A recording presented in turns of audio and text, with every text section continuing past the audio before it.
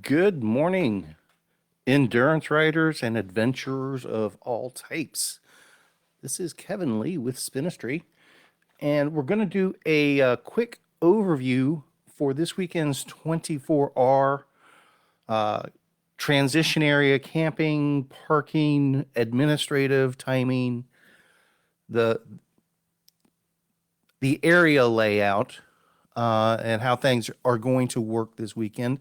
And I'm going to do this as quickly as I possibly can.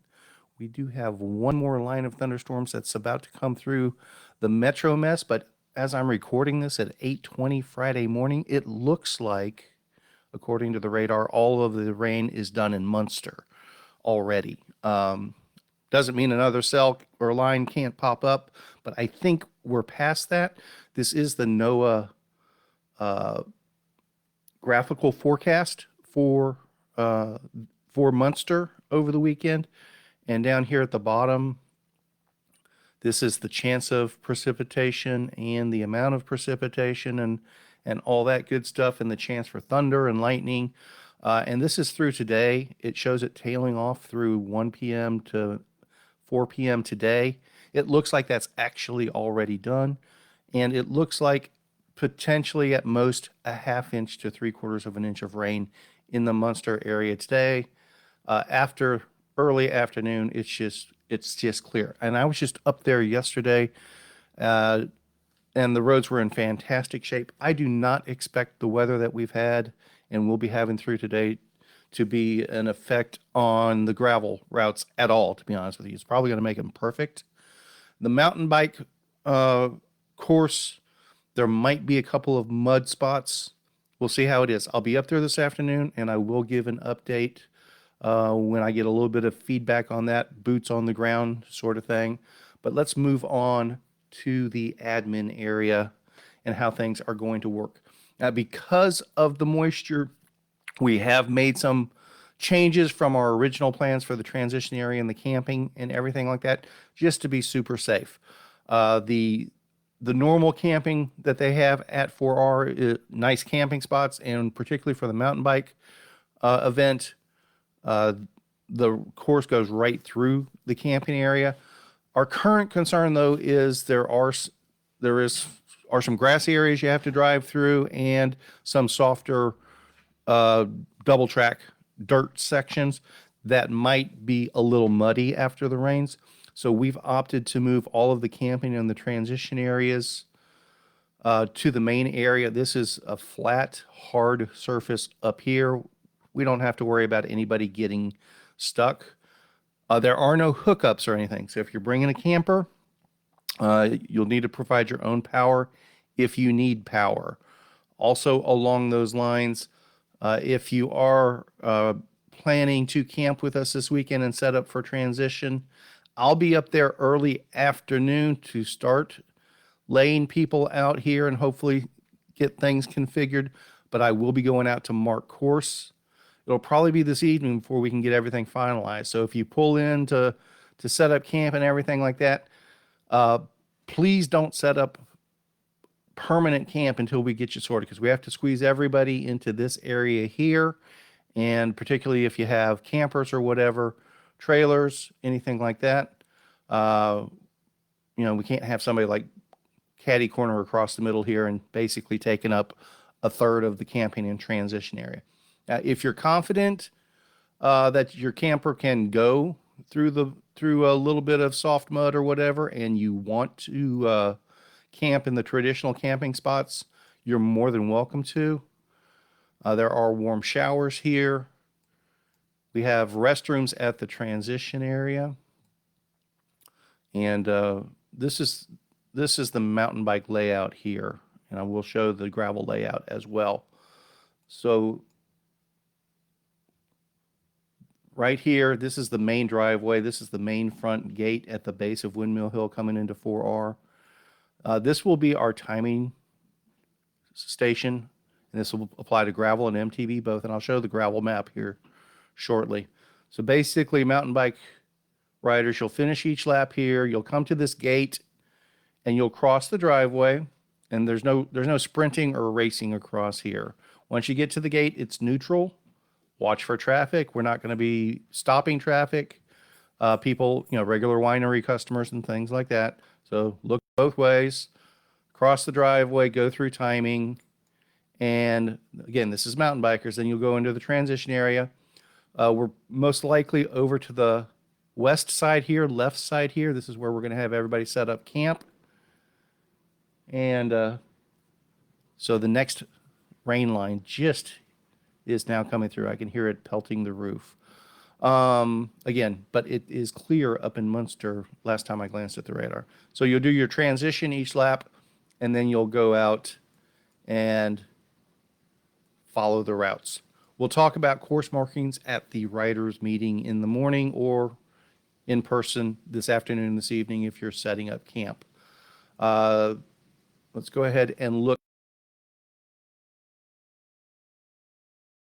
Gravel riders are slightly different. Since you'll not be doing the single track, you'll be doing the dirt road here. Each lap, you'll come in the main entrance and take that same turn towards the transition area, go by timing, go into wherever your camp is, or go to the restroom, and then go out on your next lap.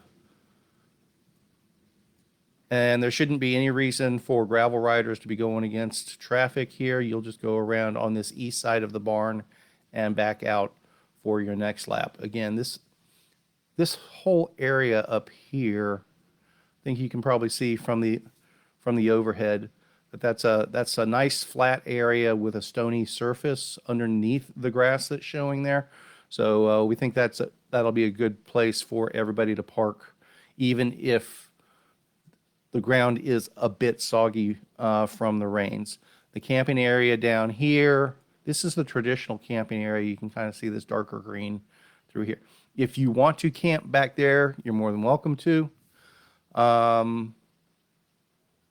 Current plan, if you are, obviously, if you are doing the 24-hour, you most likely want to get there this afternoon, this evening, and set up your camp and transition area and plan to camp tonight.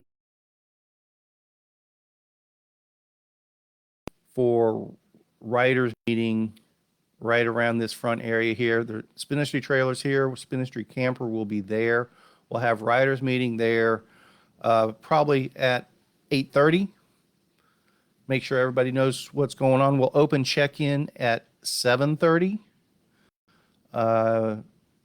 We don't have a whole lot of riders, so it shouldn't be any problem checking everyone in between 7:30 and 8:30 and have a riders meeting and answer individualized questions at that time. Obviously, if you're camping with us tonight, we can answer questions in person this evening. If you're a 6-hour racer or 12-hour racer and you're only planning to be there for the day, first off, if that's the case, message me. Send me an email or message me on Facebook or whatever so we can get a count of how many people that might be. Most likely, we probably won't be able to have same-day people park their vehicles in the transition area if you're coming in Saturday morning, because we'll probably have everything already blocked off and people assigned to their areas. It's possible, though. So send me a message if you plan to come in Saturday morning and you're not overnighting Friday night. The more likely scenario is we'll park people that are coming in day of down in this area. Obviously, if you're a 24-hour racer, that may be problematic. So again, message me if you're planning to come day of, and that way, particularly if you're a 24-hour racer, I know to try to save you a spot in the transition area. But if you're a 6-hour or 12-hour racer, we're probably going to ask that you, if you're showing up Saturday morning, park down here. Again, check in at this front barn area where the Spinistry trailer is. Opens at 7:30 on Saturday morning. Racers meeting at 8:30, and we will be starting everybody at 9 o'clock Saturday. And for those that are wondering, the 6, 12, and 24-hour formats, it is clock off at that time. After 6 hours, we turn that clock off. So it doesn't matter if you've started a lap and you're out on a lap, if you're not done with that lap at the end of 6 hours or 12 hours or 24 hours, that lap will not be counted. We're only counting laps that are completed in that time frame. So there's no camping out at the clock, 5 minutes before it, the end time, and go out and get one last lap. 24 hours is over at 24 hours. 12 hours is over at 12 hours. And let me also give you a quick outline this is particularly for gravel riders. Actually, this is specifically for the gravel riders. This is how we're doing our course marking and verifying courses and setting up water tables and everything like that. It's really important for all the gravel riders to have all 3 loops downloaded to a navigation device. Unfortunately, it's become a pretty regular occurrence in the Munster area for our marking arrows and routes to be sabotaged by somebody up there that's unhappy with us. I know who the person is. Not much I can do about it until we catch them in the act, but we're not going to worry about that right now. I bring that up because this person used to just take down arrows, and now they're relocating arrows, reorienting arrows, bringing their own zip ties, even their own numbers and things like that. So I'm still going to mark the route, but you do need to have it downloaded. This loop 1.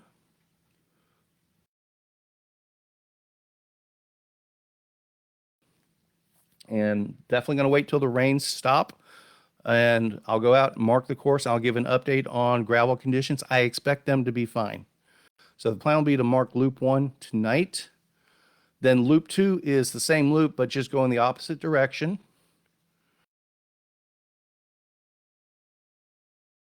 And then I will go out backwards on the route, mark loop 2, and put out a neutral water table about the midway point. Come across riders going this way, come back to check in, see how things are going. And then I will go out and mark loop 3, which is the mini loop right at 12 miles. We do have a 12-hour challenge for both mountain bike and gravel riders. Solo riders, if you can complete 150 miles of the gravel route or 100 miles of the mountain bike route, we're going to have special recognition for people that pull off that accomplishment. It's not Superman numbers by any means for the average speed that it does require, but it's not easy either. So we think those are pretty cool accomplishments for those who pull it off. The 150 miles will be loop 1 full route, loop 2 backwards full route, and then 2 of the 12-mile routes, 12-mile loops, loop 3. If you can accomplish that in 12 hours, you'll have met our 12-hour challenge. On the mountain bike side, that will be 11 laps of our slightly over 9-mile lap to accomplish that. So that's the quickie overview of check-in, transition area, camping, restrooms, parking, basic overview there. Anybody that can get in today or this evening, probably don't set up permanent camp until later in the afternoon, early evening. I'll probably be there around 1 o'clock myself to drop the trailer and start getting things organized to mark course. If you are planning to drive up Saturday morning and do day of check-in and all that, and doing the 6 or 12 hour, not needing a camping spot, please email or message me so we can make sure we have parking arranged for you as well. Going to go ahead and sign off for this, do a quick edit job, upload it, wait for the rain to end here, and go grab the trailer and head to Munster. We'll see you all this weekend. I'm excited.